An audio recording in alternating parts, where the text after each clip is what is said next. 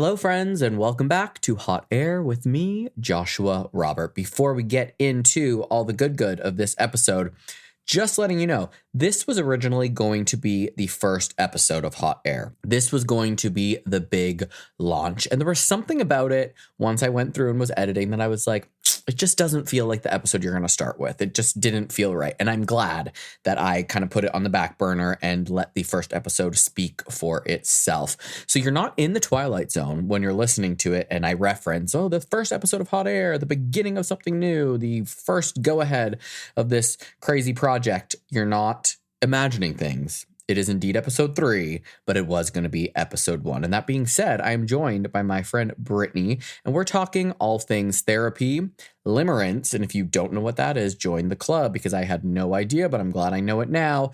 And, there's a pretty heavy focus on my most recent dating debacle, a man that triggered a lot of things within me, not in a good way. I went right back to therapy after things with this person ended. And that's the reality of dating. And I've learned that it was mostly about me and not necessarily about him. So while there's some pretty heavy moments and a bit of a more deeper, meaningful tone, I think you're definitely going to see and feel a difference in this episode in terms of comparing it to episode number 1 and episode number 2. And again, that is the whole point of this. Variety is the name of the game. So I'm going to stop blabbing on and we're just going to get into what once was episode 1 of Hot Air, but is now episode 3.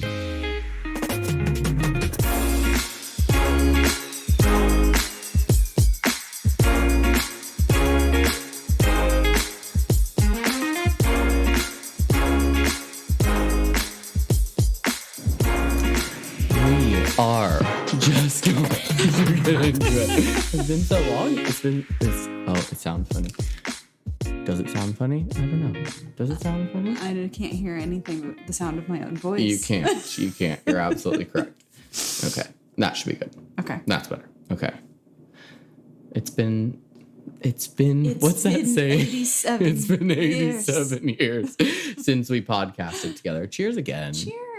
To reuniting, to podcast. Wasn't that a good time? It was a really good time. I think I gained 15 pounds. I know. So welcome to this first episode of Hot Air with me, And Joshua Robert, and my first guest, Brittany Witcowicki. And we used to have a podcast called Murder and Margs. And we would get really fucked up, really drunk on a lot of tequila, and we would talk about a lot of murders. And that was pretty much it. Eat a lot of snacks. A lot of chips and candy. Yeah. Hence the gaining of the 15 pounds. Oh, yeah. But it was worth it. It was fun. It was great. That was what brought us together. Murder and margaritas. Yeah. So and that was a good time. You decided to get sober. I did. I stopped drinking for almost a year and a half, almost. And then you decided to get pregnant. Don't do that. You weren't sober, though, when you were pregnant. You were just drunk all the time. So I got you back. Super wasted. Super drunk, always. Okay, so, thank God that's off. Your fridge. Oh, the ice maker. It's so much better. Okay. So good. Okay, so this is going to be very different than Murder and Margs because it's like not heavy, but it's going to be like a little bit more serious. Okay. I have a lot of things I have to tell you. No, I'm just kidding. No, but 2025 thus far for the both of us has been an absolute shit show. So I think it's kind of cool that we're doing the first episode together because we both have had a very rough, 6 weeks? Yeah, it feels like it's already been a year. Yeah, it's been a hot ass mess. And that's not even in regard to our president. No. And all of that government stuff, just other personal things going on. So I just figured this is great. A little throwback to Murder and Margs, and we will start this journey together. And as you know, the last 2 weeks, I have been a hot ass mess. Like the worst. We're just taking turns. Yes, you go, I go, you go. Hopefully we're done after this because then it's your turn because I'm feeling a little bit better. I don't need another turn. No. We're good. No. And you keep sending me like Mel Robbins. And then once I started watching her stuff on Instagram, my algorithm was only like self-help things from all these different people. And there's this one girl, I forget what her name is, but I'm going to find it in a second. And her stuff is very like, she swears, it's very down to earth. And a lot of them, I think I might have sent you one of her videos. Sabrina? Maybe. So, I don't know. Sabrina Carpenter. Sabrina, it's definitely Espresso? that's that me espresso. But then I'm going through all of this stuff, and it's great advice and it's wonderful, but it's a lot of women. And I'm sure there are some gay men out there that are doing their little self-help thing, their, supportive little whatever, writing their books, but I didn't come across any of those. And I'm not trying to be a self-help guru because I know shit, but I kind of dove in the last 2 weeks into trying not to hate myself so much and not cry so much. And I feel like I've learned actually a lot of things in just that short time. And I was like, I'm just going to share a few things that I learned throughout and hope for the best. And how many times have I texted you with a podcast idea? 507. It's true. I always have an idea. And once I get that idea, I sit down and I do a logo and I'm like, what do you think of this logo or whatever? And I always have these concepts, but I never follow through with them. And then this one, I was like, just fucking do it. Just sit down and do it and start. So we don't really have like a format. That's okay. We don't really have like any like thing to follow. No regiment. Is that the word? Regimen. Yeah. I thought it was regiment. Like men. Regimen. Well, we don't like men. It should be reg-a-woman. It should be reg-a-woman. I don't have a reg-a-woman to follow, but we're just gonna kind of like go with it. Whatever comes out, and that's the journey of, and I think that's why I didn't start this for so long, because I was like, I need a format. I'm a control freak. Like, have you seen the way I plan my vacations? Every hour has a plan. And I kept trying to plan these podcasts and they just didn't have the right format. And so I was like, nah, I'm not going to do it. Yeah. And I was like, fuck a format. Fuck a reg-a-woman. I'm just going to go for it. We don't need that. So the first thing I want to ask you is, did you know that semen stays inside of you alive for 5 days? Yes. Did you actually know that? 100% knew that. Okay, I'm kidding. That's not actually what I wanted to ask you. Scared a million times. That's not actually, has nothing to do with anything. I just thought that was funny. I heard that on another podcast. You didn't know that? No. Oh. I felt like after like a few hours, she was dead. It's scary. No, I'm glad I'm not a woman. Fact. You could get pregnant for 5 days. For 5 days. No. Uh-huh. No. Sure can. Pull out. Basically. Pull out. Mm-hmm. Okay, so let's bring it back to what's actually happening. Okay. ChatGPT has been my therapist, as you know. Yes, I have yet to try that. You need to try it. But I've heard that it's great. It is. I use it for work to write like emails or like all responses. Day, every day. Or I actually use it to fully do my self-review. Yeah. Like it wasn't a self-review, it was a ChatGPT review. Yes. I wrote an apology email today to a marketing client because I was not very nice to them on the phone. And I was like, ChatGPT, please make this sound like I'm actually sorry. I need to try the therapist. Yeah. How did that go? Okay. Well, how does it work? Let me tell you. No. I got a real therapist, as you know, this week. First session went very well. But in the meantime, leading up to my ultimate breakdown, I was using ChatGPT, and I don't want to get into too many specifics and names and things, but how do I formulate this? Let's say those who shall not shall not be named. I would just go in and be like, this is the situation. This is what's happened over the last few days with this specific individual. This is kind of what I'm thinking and what I'm feeling. And you can also take screenshots of your text messages and put them in there. I know, isn't that crazy? And then ChatGPT will be like, this is what I think that they mean, or what they might be insinuating, or this is like, what you're telling me isn't really lining up with what they're saying. And so you have to ask it a question. Yes. So you got to provide context, and then you say, what do you think of this? And some of the context I provide is like paragraphs long, because I'm like, they said this, I said this, they said this, I said this. So basically, like when I text you and I'm like, this is what happened, this is what I said, this is what he said. I put that in there and I'm like, what do you think about this? And its response, of course, it's AI and it's going to give you 0.1, 0.2, 0.3, but it's going through all the key points that you pointed out, the questions that you had, and then it will give you like maybe like a positive response and a more neutral response, and then a more negative response, so that it's kind of like, this is what could be happening. This might be a little more along the lines 0.2 of what could be happening, and worst case scenario is la da da da da. That is incredible. I know. And then I started doing that with like my what is it? Your like attachment style and stuff. Yeah. Which I really didn't even really know about until like the last month or so about attachment styles. I'm rusty on it. Yeah. I need to do a full all of them. A full study sesh. I'm all of them, and it's not good. Next episode. Yes. Attachment styles. You're fucked. And it will tell me based on like my attachment style, which now I know what it is, tell me how I can deal with this certain scenario based on the way that I kind of attach to people. That's so crazy. It really is what a therapist is going to tell you. Yeah. Obviously, a human therapist is going to be better, but also, yes, for free. I mean, some of them aren't. That's why I got rid of my first one. Yeah. But so I did that for up until my giant breakdown happened.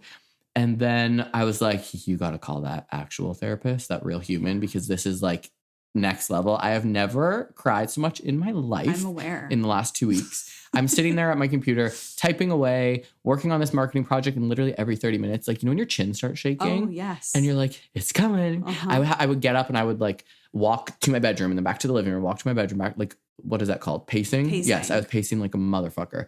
And then I needed some medication to help me sleep. My Dysport wore off in my chin. And now it's shaking. In the last month because my chin has shaken. Your chin? So much. Shook the ground. Shook. Yeah. You worked the muscles too much. Crying. Oh, fuck. Making up for 38 years of crying. Seriously. My friend Jessica was like, we've been best friends for 23 years and I've never seen you cry this much. Like, I called her and she was like, who died? Yeah. Like, I couldn't. It was over something that I should not, in my opinion, have felt so emotional about. But it probably wasn't that. But exactly. It wasn't that. It wasn't that person. That was the catalyst. Something much deeper, which is why I was like, you really need to go get some help. And you know what? Everybody needs help. We do. If you're not in therapy, everyone what are you doing? Therapy. And if you don't think that you need it, that means you need it. Yeah, you do. And how many people do you know that think they don't need it? More than and they're the worst. Latter. They are the worst. They're the worst. But what about if people go to therapy and they're like manipulating their therapist? Oh, I thought you were going to say, what if people go to therapy and then they think that they are therapists? Oh, we'll talk about that after because we know some people like that. But I don't want to say who I'm talking about in regard to going to therapy and kind of twisting the story. Because if you're not going to therapy and you're not being honest they're not going to know. Yeah. Right? Or if you're lying in any way about anything to your therapist and you're just wasting your time. Right. And theirs, but they're getting paid, so it's fine. So you're just wasting your own time. I want to say who I'm thinking of, but I'm not going to. But so the person that I am thinking of goes, and I imagine that they kind of twist the tales and the stories so that it's like they're not the bad guy. But then they'll tell me like, oh, I'm going to therapy and I'm working really hard on myself and I wish this for you and la, la, la, la, la. I'm sure you know who I'm probably talking about. But it's like you're probably not going there and being authentic and being vulnerable and just laying it all out there because you're too scared to. Do you think the therapist knows? Like, do you think they know that this bitch is lying? Some probably are intuitive and do know and can totally like comprehend and name what they are. Do you know what I mean? Like I'm not saying this person is a narcissist, but like XYZ, like name it. Right. I think that they can probably do that. But then there's some therapists that are just in it for the job. Right. Who just went to school to like check off a box and like probably don't give a shit. Yeah. Yeah, that's valid. I'm going to ask not my mom about that. Sorry. Okay. Oh, her name is Sabrina Zohar. Have you watched her stuff? She's very like blunt and very, I have a clip that I'm going to play. Like very straightforward. I like that she like swears a lot and she's like, fuck this person. If you're feeling that's some bullshit. And like, and that's how I talk. And because I like to hear shit like that. Relatable. Yeah. I kind of am like cringy about, if you want to say quote unquote motivational speakers, because it's a little cringe and I don't really want to hear it. And I have to be like in a space to hear it. Mm-hmm. But like we were saying, Mel Robbins and then this girl are relatable. Right. So you're like, they're just like normal people you're talking. Yeah. You're not like, you don't have a reg woman. Yeah. You don't have a down my throat to make make off of. Yeah. Like Tony Robbins. Yeah. He's very preachy. Like I don't like that. It feels not authentic to me. It doesn't feel real. Felt culty. Right. Oh yeah. That's such a cult. Okay, so one thing that Sabrina Zohar was talking about. Do you know what limerence is? Wait, I do, but I don't. I had no idea until this week. And I was like, I will tell you again. Okay. Thank you for asking. Please tell me the definition. I really should have Googled the actual definition. I Googled how to spell it correctly. Okay. But this is a podcast, so you can't see spelling. But I should have Googled. But we do know how to spell it. But basically what I took about it, there's a little video of her talking about limerence with another therapist. And it's like basically the obsession or addiction with somebody that you don't really fucking know. And that I feel like you're not like that. I am like that. It's like romanticizing, you know, like what life could be like with that person. I'm just so guilty of that. I've done it before. Right. 100%. Have you? Yes. I felt like you wouldn't do that. No, like I remember specific examples from like high school even. Okay. Well, I feel like it's a little different in high school because I think we all do that. But I would like make up full situations. So it wasn't someone you were actually dating? No. Okay. And I've never even like spoken about it, but I've like it's like there, and I've like created an entire thing in my head, and it's like I dated and broke up with this person. Okay. But those things never happened. Right. Yeah. It's basically, romanticizing everything. But since I've known you, how many people have I been like into? 2. In 7 years. In 7 years. Yeah. Isn't that sad? No. Like, how do people get boyfriends in 12 seconds? Worth it. It's crazy. I don't think that's like a whole other conversation. I think dating we'll save that for another time. So different. And it's just not the same anymore. Right. So literally 2 people since I've known you, not including my husband. But you weren't obsessed with him. But well, you were actually when I met you, you were, and then you were not. Right. And so, I mean, I think. Sorry, Drew. Sorry. Love you. PSA. We're getting divorced. It doesn't fucking matter. Love you. Sorry about it. But I think limerence is more in like those initial early stages of dating. Yeah. I don't think it applies to like the grander scheme of date. Like if you've been dating for like 2 years, I don't think you still have that limerence. I think it's in regard to, right. I think it's in regard to those first initial stages. And what I posted on Instagram yesterday, did you see that? There was like a little meme. I will remind you. Thank you again for asking. It was like that little meme that was like, actors can kiss each other for 10 seasons and not fall in love. A guy holds the door open for me and I think about it for 5 months. Yeah. And I was like, this is so me. Yeah. Like I definitely romanticize things that didn't necessarily be romanticized because it's not actually a fucking thing. And then I made another Instagram story after of me talking about how like, if a guy looks at me, I automatically am like, oh my God, this is my moment. I'm getting proposed to. Like, if you ask me how my day is going, I'm like, oh my God, I'm going to meet your mom like tomorrow. Like, it's happening. Like, obviously, that's a gross exaggeration. I don't actually think you want me to meet your mother when you say, like, hey, how's it going or something. But you're like a romantic person and you're really thoughtful. So that's where your brain goes. Because if most men, the majority of men are thinking about my ass. Scared straight are not thinking that. Right. And like when I'm talking to somebody, which is pretty much the whole point of this entire episode, I'm very intentional with like my words, the way, like if I go to someone let's say at the gym and I'm like, hey, how's it going? Like I have to at least like, I'm not just doing it for shits and giggles. You're not a fuck boy. Right. I'm not just doing it for fun. I'm not going to pick you up from the airport if I don't think that there's potential. Well, you're not dating to fuck around. You're dating to be in a serious relationship. Right. To find my person, whatever the hell that is. And this limerence thing, a few people commented like on the stories that I was making. And they were like, oh my God, that is so you. Oh my God, that's so funny. And I'm like, do people think I'm like a lunatic? Because I get invested very fast, but it happens so infrequently. Right. You know, in the last 4 years, there's been 2 people that I've been felt 100%. Invested in.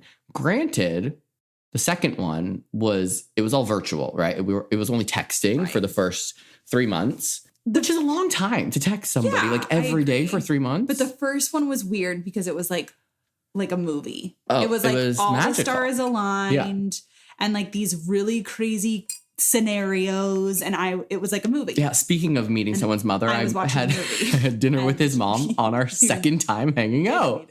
And I did meet his mom, so maybe that's where that comes from.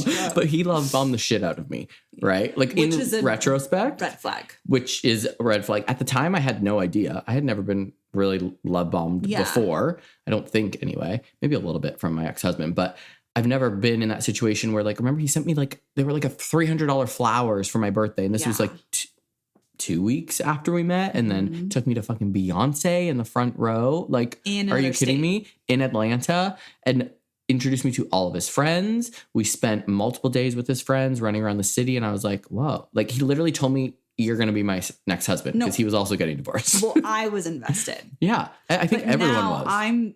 like, I feel like I'm in the relationship with you because now, like, when you meet someone, I'm like, I don't want to invest myself again. I know. And that's exactly. Because I'm scared. Yeah, the point. Because I didn't tell anyone that I was talking to this most recent guy. You didn't even tell me. I didn't tell a soul because I was like, I feel like anytime I tell somebody, it's like it jinxes it. Juju. Yeah, it jinxes it and it just gets everything fucked up. I didn't send anybody his Instagram. I didn't show anybody his pictures. I was just like, I'm just going to get to know this guy, chit chat with him, and see what happens. And when he comes to San Diego, see what happens. And I was under the belief that, like, I was like, oh, this is great. Like, he's very different than what I normally date. And by normally, I mean I don't date. Shown me a photograph. Yeah. Do people say photograph? I guess so. He's like a little cutie, and like we're so similar. We have so much in common. But this is where the Limerence thing comes in, which is I'm so glad I watched that video. I got to play that clip in a second. When I'm like, you know, we talked about skiing and snowboarding, and I like start picturing like, oh my God, we're gonna go to Big Bear together. We're gonna have like such a cute little vacation, and then like joking about him meeting me in Switzerland, which is like. And it's come up many times. Because you're like, and are you joking or not joking? Right. And part of me, like, although it was like in jest, part of me is like, that would be so cool if you actually did. Because I want that like movie romance thing so bad. Where I'm like, oh my God, he's going to meet me there. We're going to fall in love. We're going to just like fuck on the top of the Alps. It's going to. Do you know what I romanticize? What? Sometimes when my husband goes to the grocery store to get waffles, that he'll come home with flowers. And then he does it. And I'm waffles. Like, Brittany, see, that's my idea of romanticizing. That's valid. You're like, what, 10 years in? So I don't know if it's Limerence anymore, but... We're like pushing 13. Oh my God, yeah. He's brought you flowers before. Yeah. But it's like once upon a time. What I want is like the random times. Right. That's not just because you have to, like today on Valentine's Day. Correct. Yeah. Which I didn't even It's the random things. Yeah. It's because that's what I would do, but we're not all like you and I. Why can't everyone just be like us? I don't know. I love doing like this guy that I picked up. I brought him these chips because I had sent a picture and was like, oh my God, these chips are so good. He was like, bring those to the airport tomorrow, joking. And I went and got them. Because you're thoughtful. Right. AF. Right. And I didn't tell you this. I made him a t-shirt. Because I had said, I know. I just love doing nice things for people. You know that. Like, I know. It makes me feel good. We're here on Valentine's Day. Brings me flowers and a balloon. Yeah, this is a Valentine's Day episode, anti-V-Day, basically. But I sent him like this text of this t-shirt, and I was like, oh my God, you need this, haha, whatever. And I was like, instead of buying it, I'm just going to make it because I have that like iron on, you print on it. Artsy. Right. Why buy it when you can do it yourself? Wait, so what was it? I'm dying. It says, what did it say? It says, I'm a slut for my gay little boyfriend. And I was like, you need this. And I just thought it was funny. Can I have it? Well, it's gone now. I'll make you one that says, I'm a slut for my gay little husband. How about that? It was funny. And I don't even think he remembers me sending him that original picture of being like, oh my God, you need this shirt. And that is like, because I hold on to these little... everything. Me too. I hold on to these little moments that I think are funny. Yeah. And that I think add to a little bit of connection or are just like, I don't know, maybe have more point than they actually do. Because I don't even think that he realized... That's why I brought him that, because I sent him something about it before. But that's, in my opinion, normal. And I'm learning that it's not normal because we are. To remember anything? No. We are not normal. We're not normal because we remember all and like pay attention to all these little things, and most people don't. Right. Oh, the cat's food is ready. Cash is eating. Right. We put emphasis on these things that most people just like 100% let that thought even just float by. Yep. Right. And part of our date that we were, well, now, if anybody's listening, they're going to know what I'm talking about. Part of our date that I had planned, which didn't even end up following through, I told you this, we were supposed to go to like an astrology reader. Because I thought that would be super fun just because I've never done that before. Yeah. And I always wanted to know. And in previous conversations with him, I had made jokes about like his star sign and my star sign. I'm like, oh shit, you're a Scorpio. Hell no, you're trouble. Scorpio? This is not good. Oh shit. And then he made a joke back being like, well, according to like my research, we're a perfect match. And I remember that. I don't think he remembers that at all. And I took that as like, oh, and I think, we're a perfect match. I was like, are we? Are we actually? Let's go do a date to the astrologer. Yeah, just find out. Yeah, and she was going to do like a compatibility chart which thing, is the cutest, most thoughtful, just a fun thing to do. Ever. I'm not actually like, oh, we're going to get married and we're going to go and get this chart done and see how compatible we are. And then we're going to just live the best life together. In reality, we don't actually know that much about each other, but I thought it would just be something to do. And I don't like going on first dates when there's not like a purpose or there's not something planned that could potentially be memorable. Cause I'm always like eventually that first date will be my last first date. Right. And so I'm like, how cool would it be to be like, when we're married, like we had like a great first date, like with my ex-husband. I always wanted to go on the Santa Monica Pier since I was little on the Ferris wheel. Okay. I wanted to kiss on the Ferris wheel so bad. And then Did you guys do that? Yes. And then we had dinner at that restaurant at the end of the pier. Okay. And that was my fantasy date my whole entire life since I was so little, since I even knew the Santa Monica Pier existed. And I was like, there was other people before him that I was like, do I want to do this with them? Like, are they worthy? Right. Even the boyfriend before him, I was like, I just don't think I should take him there because it's like a big deal to me. Yeah. And so he ended up being my husband. So at least that happened. Yeah. But like, I just want a first date to be like a good time that we're going to remember. Right. Well, and like, what else are you going to do? Just go to dinner and talk? I mean, that's nice too, but I like to do like things that you wouldn't normally do. Right. Some people, I'll be like, adventures. Do you want to grab like a drink and dinner or whatever? And they're like, oh, I don't really do dinner for a first date, but I'll grab a drink. And I'm like, I mean, I get if it's awkward or uncomfortable, but like, then you think it's going to be so bad that you don't want to spend an hour, like more than an hour with someone? You just want to get a drink and go home and fuck? Or like what? Yeah. It's weird. I don't understand. Yeah. Okay. I'm really on a tangent. Limerence. I'm going to play this. I really like the word limerence. Is it's that a fun. Thing? No, it's funny pretty. You say that. It's a pretty word. I think you should get it tattooed on your body. Around my asshole in a circle. Yes. Limerence. Be careful, those who enter. Yes. It's so funny. In this interview, this is only like a little clip. It's like maybe 2 minutes, but the whole thing is like 7.5 minutes. And the girl that Sabrina is talking to says the word, it sounds really nice. It sounds really pretty. But what it actually is an addiction to somebody that you don't know. And it needs more of like a negative term. Because limerence is cute and pretty. Right, exactly. It's like, it's nice. So we're going to listen to this little clip. Okay. Maybe Sabrina will explain. She'll espresso. She'll espresso, that me espresso, limerence and what it actually is. Half the time when we're enamored with somebody, we're obsessed with them, we only really obsess over people that don't make us feel safe because we're filling in the blanks. When someone makes us feel really safe, seen, heard, and understood, you're very rarely obsessed with them because you're like, boring, right? Healthy equals boring. And so when we find ourselves in these limerence states, a couple of things I even off the bat is like, you got to take the shine off these people. It's really about looking. I will challenge this thought all day. Oh my God, they're so amazing. What makes them so amazing, right? Can you list out 5 things right now? What makes them so amazing? They're so thoughtful. List out 5 examples of why they're thoughtful. Because more often than not, you don't know this person well enough. Maybe you've had 1 or 2 dates. Maybe you haven't even gone out with this person. Again, typically limerence comes when we're not feeling safe with a person. So there's a hot and cold and inconsistency, or maybe you don't even know this person that well. Whatever the case might be, you're not broken. There's nothing wrong with you. But Britt, take it away. How can we actually start to move through limerence from a clinical perspective besides just take the shine off them? Which is definitely a thing. Like, for sure, we want to contaminate the fantasy. Like, essentially lift your leg up and pee on the fantasy. Like, we need to make it so not appealing. But if you're an athlete or anyone who's ever had a physical injury knows about reference pain. It's like, oh, I go in because my shoulder hurts. Well, the injury is my back, but it's my shoulder that's hurting. Really thinking of limerence as referral pain. This is not your problem. If this is a thing, if this is the obsession and this is the fantasy and this is causing you so much, I can't sleep, I can't eat, I can't do anything but think about them, this is actually not your problem. The problem is somewhere else. That's me. Okay, so to conclude, I don't have that. No, I know you don't. I know you don't. I said that. Nope. You don't possess. Nope. I don't know what it is you don't possess, but that's not you. No. You don't.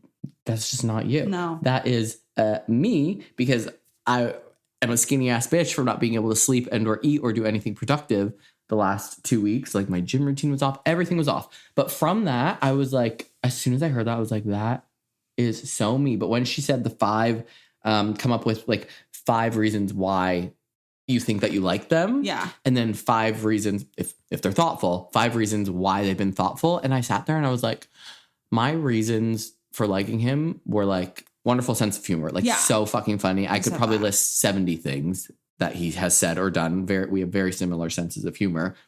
But beyond that, I was like, what do I actually know? Like his core values, or I don't even know what he's looking for in life, or what his dreams and aspirations are. Or I know a little bit about like how he feels about his family and things. But like when she said like 5 things, like 5 is not a lot. No. You should be able to come up with plenty of reasons why you like someone, and then plenty of reasons underneath those, like 50 fucking reasons.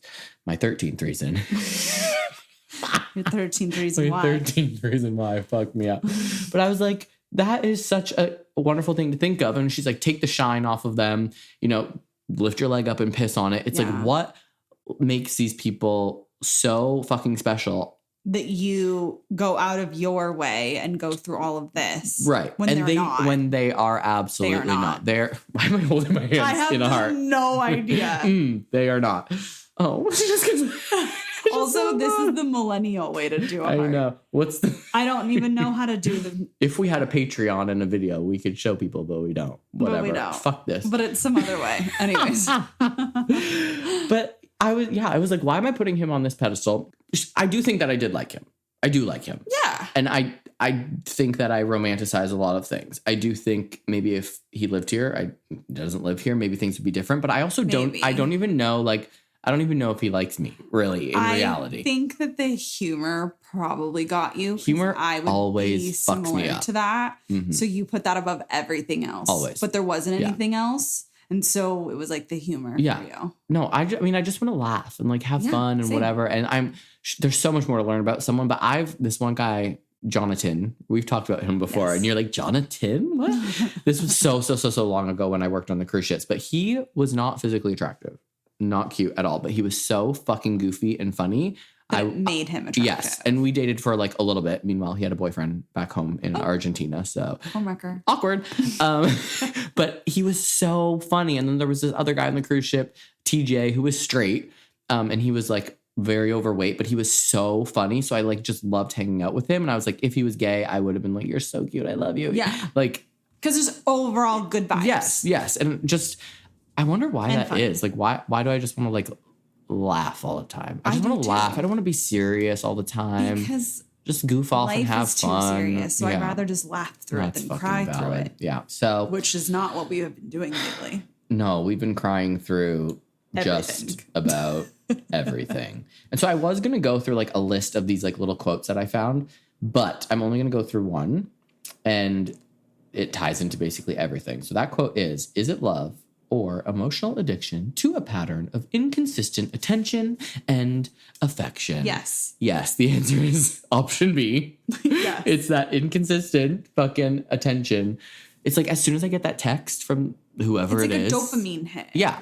And like I see all these videos that are like the cortisol and the dopamine and the drip and the this and that. And I don't fucking know that because I'm not a therapist or a scientist or a doctor and I don't get it. Yeah. But it is kind of helpful to think, you know, like we cry because there's chemicals in our brain. We laugh because there's chemicals being released in our brain. Where I'm like, it's just chemicals.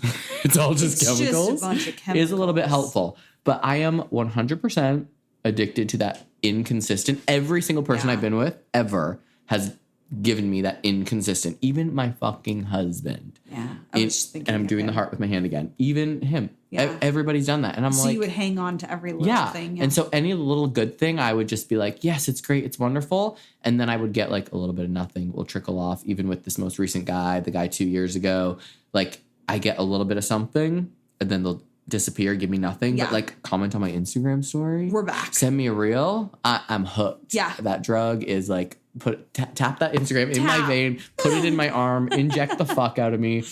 Good God. So let's wrap this shit up. What did we learn today, Brittany? What did you learn? We learned did you learn anything about yourself? Word limerence and how pretty it is, but it doesn't mean a pretty thing. Limerence. It is a pretty word, but basically it's just toxic and bullshit and tragic. It doesn't mean you are toxic. No, I don't think I'm toxic at all. Way of thinking. Yeah. That is not beneficial to you. Correct. Correct. In the big scheme of things. And so I'm really actually glad that I figured out that that's something I do every time, although now you very can rarely identify it when it's happening. And now I can address it. And one of the things I read about it was that it has to do with like an inconsistent upbringing. And I mean, who didn't have an inconsistent upbringing? I know people who didn't. Yeah, I know. And I think they're aliens. Well, they don't belong here. Yeah. I won't be having them on as guests. Well, I don't want to talk about good shit with them. It's my husband. Oh. Well, lucky him. He's an alien. Isn't he fucking wonderful? The most Congratulations. Of the He so is. I'm like, huh? What? I mean, no trauma? That's weird. Yeah, but if you have no trauma, I think there's something. Even if you don't have any trauma, you're still going to be a little off because then you don't have anything to overcome and learn from. Or you can't be as funny. He is funny. So he is funny. Where did you get that funniness then? Maybe he picked it up from me. Huh? Tell me more. Tell me where you got it from. Right. So I'm sure in other episodes, I'll probably dive into my inconsistent upbringing that has led me to this fucking limerence. And hopefully, meeting with my therapist next Tuesday, I will bring this up and I'll be like, what is your opinion on this beautiful term called limerence, and how the fuck can you help me, because I don't want to do this again. I cannot go through this again. Well, I'm obviously not going to let you do this again. So there's that. Please. I'm a psychopath. I need help. I need the most therapy, and that's what this is going to be about. That's what Hot Air is going to be about, is my therapy journey. And then sometimes we'll probably just talk shit. Yeah. Maybe we'll talk about like housewives and maybe a little murder if anything pops up that's relevant. But just like whatever the fuck we want to talk about. And you have to come back. Obviously. Often. Obviously. I mean, I would say always, but like it's hard to lock you down unless it's Valentine's Day. And we live 25 minutes away. Isn't that wild? How do we do it? But do you know people in other states are like 25 minutes? I know. This is San Diego. Nobody goes anywhere. Especially after 3 p.m. 15 minutes, oof. You're staying over. Yeah. It's a week-long trip. You got to pack all your suitcases in. Long drive.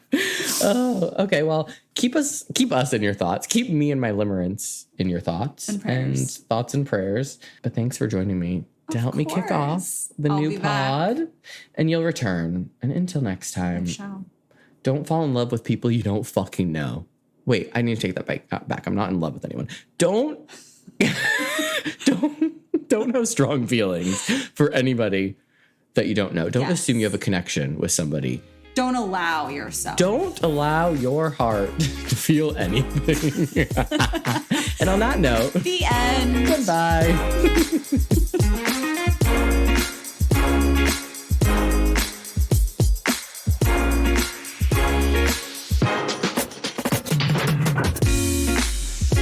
This episode of Hot Air with Joshua Robert was brought to you by me, Joshua Robert. Shocking, I know. Obviously, I have no sponsors or anything because I am just starting out this new adventure. But I would love it if you would subscribe in whatever podcast app you happen to be listening in. You can also rate the episode, leave a little comment, and follow me on Instagram @_hotairpod. And I will chat with you next time.